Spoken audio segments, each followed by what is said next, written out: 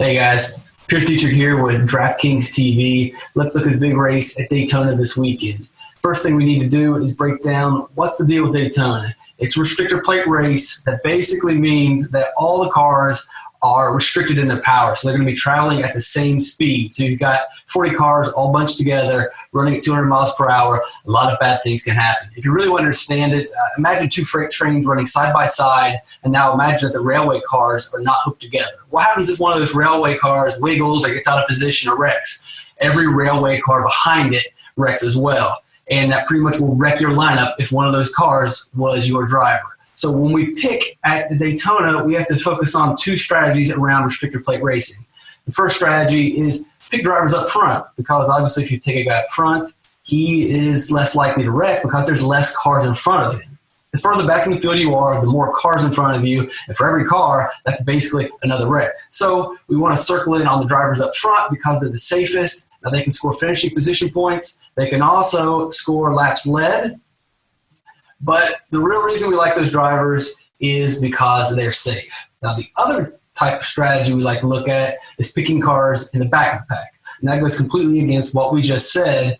But if you only take drivers up front, they cannot score place differential points. You're kind of conceding that. If you take drivers in the back, you can really hit a home run. And typically for restrictor plate races, the top 5, top 10 scores lean heavily on place differential points. Those drivers that started in the back and made their way to the front. How do you decide which drivers to pick? Well, if you go to the playbook, you'll find that there are trends and that some drivers typically find ways to move from the back of the pack to the front. Some of them rush their way up there in the beginning to stay in the front and be safe. Some of them are just good at avoiding wrecks. There's definitely a way of picking some of those drivers, and we'll talk about them when we get to the sleepers.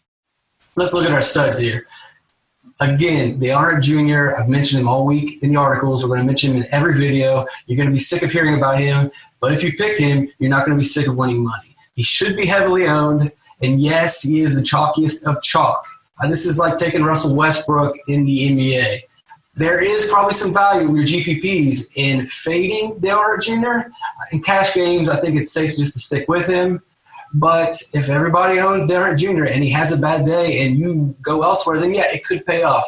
But I think I love Dale Earnhardt Jr. this week, and that's based on the two big stats that I love that makes him our number one stud is his driver rating at restrictor plate races and also his average running position. If you look at his average running position last year, it was 4th. In these restrictor plate races, he gets up front and stays there the entire race. If you stay in the top 5 the entire race, there really is no way you can wreck. And that's really what makes him such a chalk pick. And then we kind of have the same formula here for Denny Hamlin. Does the same thing. Really good driver rating at plate races, also high average running position. He steals the same plan. He knows if I get up front and I stay up front, then I'm good to go. Those drivers can score you easy finishing position points, and Hamlin's a little bit cheaper, and they also can score you those lap lead points. Another guy that will throw in as a stud is Joey Logano, pretty much the same exact reasons. You may put Logano a little over Hamlin because Logano won 2 plate races last year.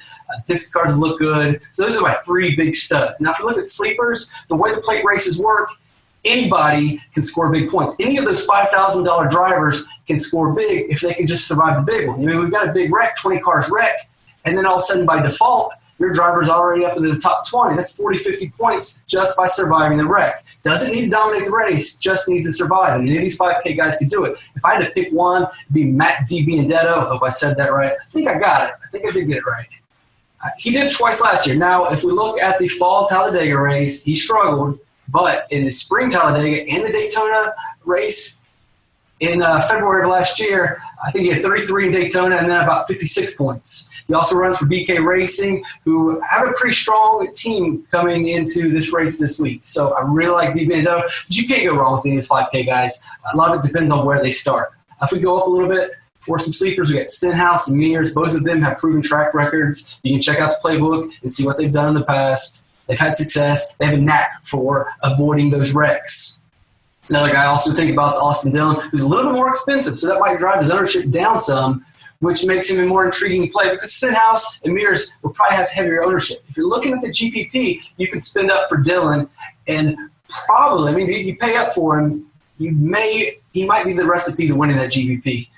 Now let's look at the favorites. Again, we're talking about Dale Earnhardt Jr. all day. And I mean, we said he's chalk. It's just the way it is. He has such a strong pattern of success at plate races. He seemed really confident this week in interviews going into the race. He's the number one guy. If we look at the next two closest in favorites, we got Jimmy Johnson right next to him. Once again, Hendrick Motorsports, which Dale Earnhardt Jr. belongs to, puts together some of the best restrictor plate races, or race cars, I mean.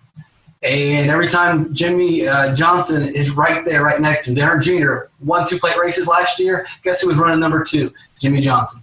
And then, once again, we already mentioned Joey Logano. He won 2 races last year, had a really strong 2015. He's looking like he's going to do that again in 2016. He's got a fast car already this week. It's hard to pick against him. One of the interesting things, when you're building lineups, you can actually put all 3 of these guys into your lineups if you slide in some value. And there's nothing wrong with value this week because that's where you're going to get place differential points. The only problem, though, with going with these top 3 favorites is they can't all lead laps. One of them is going to lead laps. The other 2, you're only going to get place or finishing position, probably not place differential.